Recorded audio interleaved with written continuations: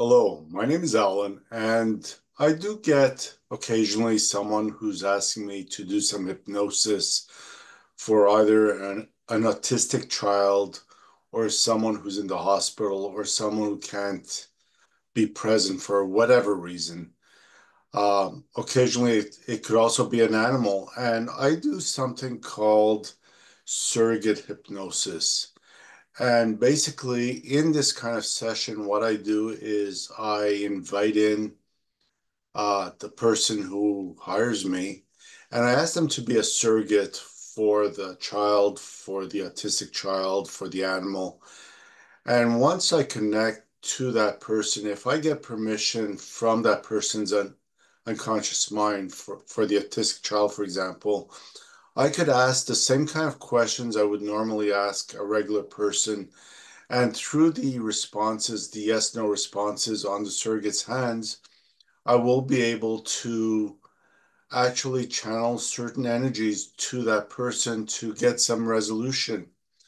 So if you have an animal, for example, with behavioral problems, we could ask them why they're acting a certain way. If it's out of fear, if it's out of loneliness, if there's a memory that has to be released or an experience. Even a person who is on their deathbed, we could ask them if there's any kind of closure that we need. Is there anything that they could channel through this person to get that closure? It is unusual. It's not the norm. I don't usually do it, but in certain cases, we need to do it. And especially with autistic children, I've tried 5 or 6 times and I felt so bad that I could not make the right connection with that child because sometimes when I try to look in their eyes and ask them a question, either their attention span was so short that the session was only 5 or 10 minutes long, or they could not actually make eye contact. And I didn't feel I was creating the right rapport for hypnosis.